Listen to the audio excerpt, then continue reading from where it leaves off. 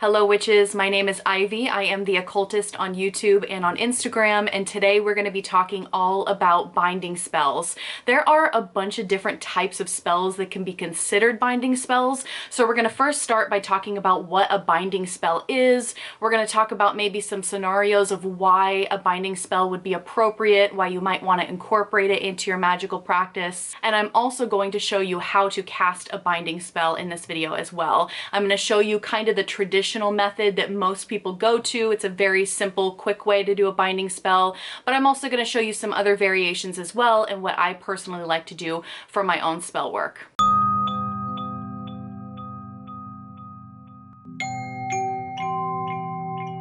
Let's start with what a binding spell is. A binding spell is essentially where you are binding two things together, or you are binding and tying someone down. So let's elaborate on that a little bit because this is a huge category of spell work. So you can use a binding spell to bind two people together. You can also use a binding spell to bind an object to you. But the most popular and well-known form of binding spells is the one where you are essentially tying someone down in order to end their toxic behavior and prevent them from performing any sort of negative actions towards you. So let's say, for example, that you have somebody that's harassing you, bullying you, or maybe they are gossiping about you. They're doing something unwanted that's really, really hurting you. You can do a binding spell in order to stop them in their tracks and to stop having them perform these actions. The binding spell ties them down so that they are unable to speak about certain things, or they are unable to take these negative actions towards you. And so binding spells can be incredibly useful in a witch's self-defense. Now keep in mind, with binding spells, you are attempting to override that person's free will with the power of your own will and your own intention. And so it's kind of like a battle of the wills at that point. It is much easier to cast a spell on yourself than it is to cast a spell on someone else to influence or manipulate them. And so if their will is stronger than your will and your intention in this spell, it either won't work, or you may have to do this spell a couple times in order for it to take effect. So I just want to put that out there, that it really is a battle of the wills. You are attempting to manipulate another person into doing what you want them to do, and there is always going to be a certain level of ethics behind that, a certain level of difficulty behind that. So just keep that in mind, that you may need to do this spell a couple times if necessary. There are many different types of binding spells, but in this video we're going to focus on the more traditional definition of a binding spell, which is the one where you are tying someone down to prevent them from performing certain actions. And I'm going to show you the most traditional, classical way to perform a binding spell. It is very, very simple. What you're going to need is a piece of paper, a pen, and you're also going to need black thread. I don't actually have black thread here today, I just have this twine, so pretend this is black, okay? You definitely want to get black thread for a binding. But what you're going to do, you're going to start with a picture of the person that you are attempting to bind. And if you don't have a picture, that's okay. You can write their name, their date of birth, any other identifying factors. What I like to do is get a picture of them and write their name on the front. And on the back side of this paper, you are going to write all of the actions that you wish to bind. And here is where you're going to put a lot of emotion and effort into this spell. This is a spell that is very emotion based. So you're going to want to sit and think about all the ways that they wronged you, all the ways that they hurt you, and you're going to scribble into this paper angrily as possible all the things that you want to stop or that you want to bind.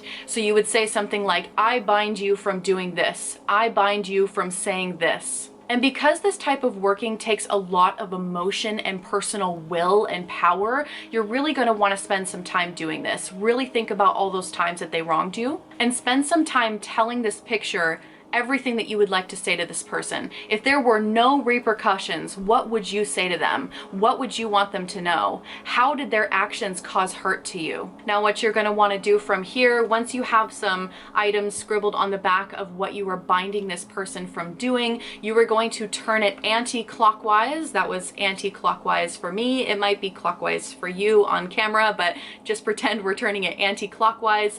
And then you're going to want to sign your name. This is essentially you signing off on all of the energy and intention that you are putting into this spell. Now, there's actually a lot of controversy about whether you should sign your name to this or not, and I think that's up to your own discretion, whether you choose to do that in your own magical practice. I know magical practitioners that say that you absolutely have to sign your name on this to sign off on it.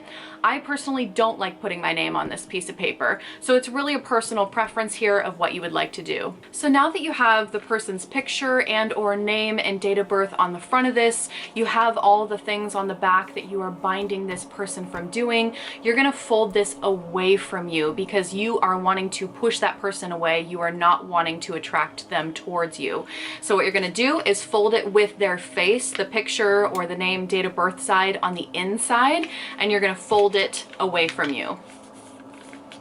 Just like that. And now from here, you are going to roll it. So when you're done, it should look something like this.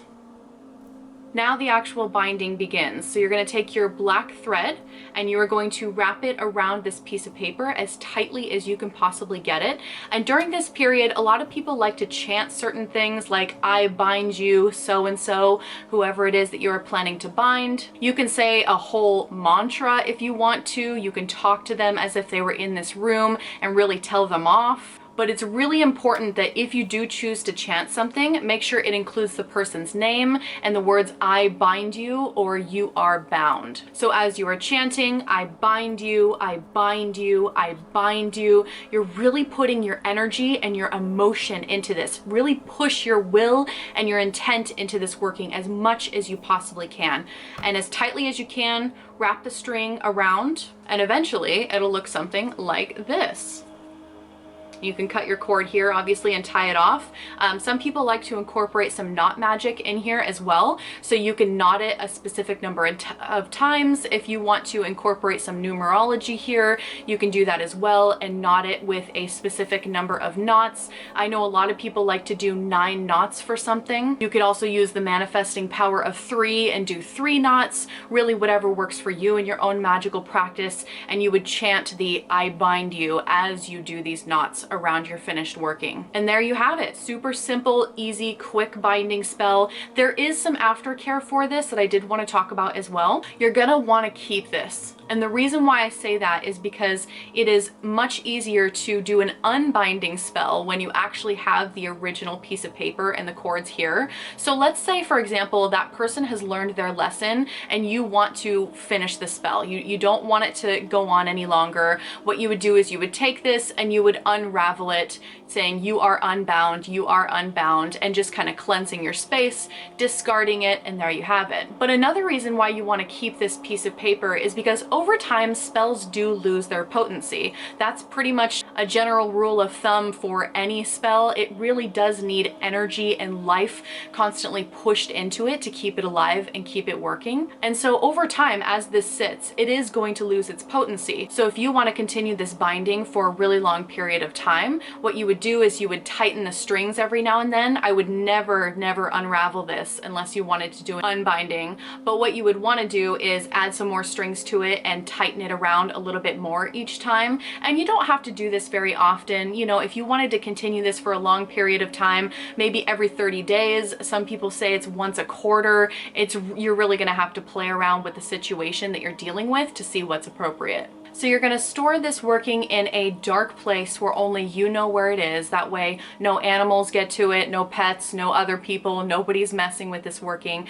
Make sure it's in a really safe, dark place. That way if you need to do an unbinding at any point, you can do that. Or if you need to refresh it and wrap it a little bit tighter with some new thread, you can do this as well. If you want this to be a perpetual binding and have it continue on and on and on without you having to rebind it every 30 days or so, what you can do is you can tether it to earth energy and you can bury it in the ground. So find a place where, again, you can access it again in the future just in case you need it, but you can bury it into the ground and have it work perpetually that way. So now that we've covered the most traditional way of doing a binding spell, let's talk about some other methods that you can use in your magical practice as well. Another form of binding spell is the famous freezer spell, and I feel like most people are familiar with this freezer spell. It's a spell that has gotten really really, really popular in witchcraft circles recently, but it's kind of similar to what I just showed you, where you have a picture of the person, or you write down their name, their date of birth, you write down all the things that you're binding. You can add in chants if you want, and you can say, I bind you from doing this, or I bind you from saying this, and you put them in a freezer container, whether it's a Tupperware or something else that's freezer safe. You can also add in some herbs, some additional mixture to it to make it extra spicy and potent if you really want to. But then what you do is, instead of, you know, storing it in a dark place or burying it in the earth or whatever, you would throw it in your freezer. Now, I know a lot of people like the freezer spell because it essentially puts a pause on things. It helps things cool off. So if you're having an argument with someone, or you just simply can't deal with that situation right now, you could throw the situation in the freezer, or throw that person in the freezer to kind of put a pause on things so that you can deal with it later on when you have more mental space or just more time to deal with it. I don't particularly like freezer spells because I don't feel like they really solve the problem. This is my own personal perspective here. I know lots of magical practitioners that love the freezer spell. I don't like it because I feel like, again, it just puts a pause on the situation. It doesn't actually resolve anything because you are eventually going to have to pull it out of the freezer and deal with it. And plus, I don't like storing spells in my freezer. I have a lot of food. I don't want to be taking up valuable freezer space for Tupperwares of different spells. So that's just me, but that is an option if you have too many things going on right now to deal with another thing and you want to put something on pause. You can even take, let's say, a bad habit or an intrusive thought or something. You can write that on a piece of paper, put it in a Tupperware or some other freezer safe container, throw it in the freezer, and that way you can deal with it later on when you have more mental space to deal with it. I do feel like this is a little bit avoidant though, because you are going to have to eventually face this problem head on in order to resolve it. So really, I would only use the freezer spell when I absolutely have to, and it's a last resort, because I want to be able to deal with problems head on. I want to nip that right now, and I want to get it fixed, resolved, so that way I don't have to deal with it later. But again, this is all personal opinion, and it just depends on what's going on in your life. So I would never, ever, ever judge somebody for performing a freezer spell. You absolutely have to do what's right for you. Don't let anybody, including myself, tell you what to do in your own magical practice. So we've talked about what binding spells are. We've talked about the most traditional method of a binding spell. We've also talked about the freezer spell, which is a type of binding spell. I want to also talk to you about poppets. And in this spell, I'm going to be using a paper poppet. I did do a whole video on poppets, which are magical dolls that essentially represent the subject of your spell. And I'm going to link that video down below because I'm not really going to deep dive into poppets in this video, but it's essentially a magical doll that you can make out of any material. For this spell in particular, we're using paper, and they represent the person that you are casting this spell on or for. It can be yourself, it can be another person. And so what you would want to do, especially if you're going to go the paper route, is draw a little stick figure like I did here and cut them out. I'm not an artist, okay? So this is the best I can do as far as a human-shaped person. Kind of ugly, but whatever, it gets the job done, right? So what you're going to want to do is write their full name on it, their date of birth, any other identifying factors. If you can add additional tag locks, that would be great as well. I talked about tag locks in that Poppet video, but if you have anything that belongs to them, if you can add hair, nail clippings, any other form of DNA, maybe a piece of their clothing you can add to this, a picture of them, whatever you can to get this as close to representing the actual person as possible is going to be ideal. And you can do so many different things with poppets. So if this person is really harassing you, let's say that they are gossiping about you. Let's talk about that for a second. If they are saying some really, really hurtful things, what you can do is you can tie their mouth shut. You can even use hot glue and glue their mouth shut. You can take string, wrap it around right where their mouth is, and tie it really tight so they aren't able to say those nasty things about you anymore. You can also tie their hands together.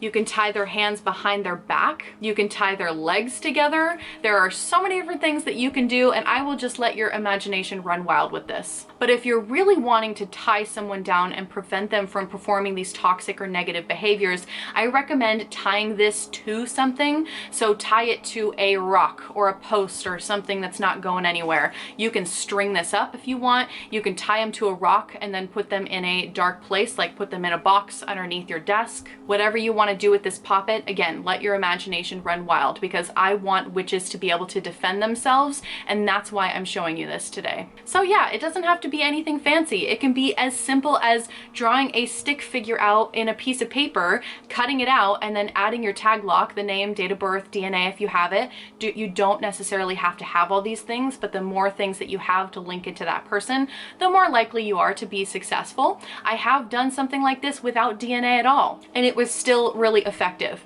So there's a lot of ways that you can go about using your poppets in your binding spells. So I hope this video was helpful. Ultimately, I want to teach other witches how to defend themselves from toxic people in their lives.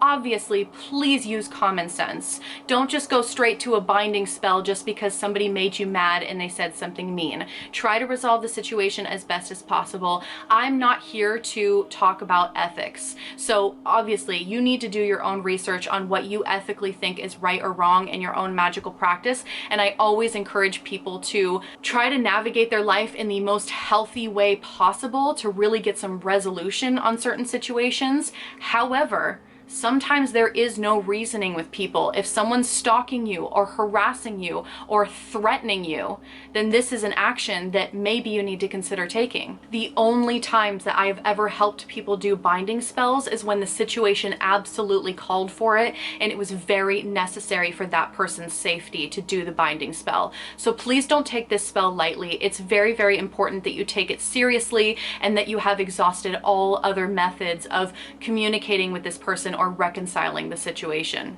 With that said, thank you so much for watching this video, and if you have any other tips and tricks when it comes to binding spells that you would like to share with our little community, feel free to add it in the comments below. I love seeing people's variations and, you know, how people decide to customize certain spells. It's always really interesting to me. So thank you again for watching, and I'll see you in a video very soon. Bye.